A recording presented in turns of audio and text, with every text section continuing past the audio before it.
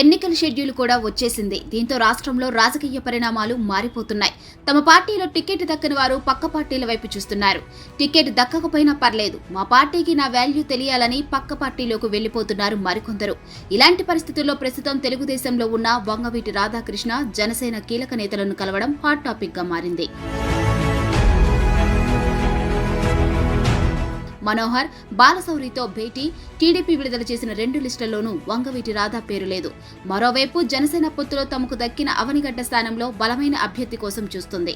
ఈ నేపథ్యంలో రాధా జనసేన మచిలీపట్నం లోక్సభ అభ్యర్థి బాలశౌరితో ఆయన నివాసంలో భేటీ కావడం, వీరిద్దరూ గంటపాటు మాట్లాడుకోవడం ప్రాధాన్యం సంతరించుకుంది.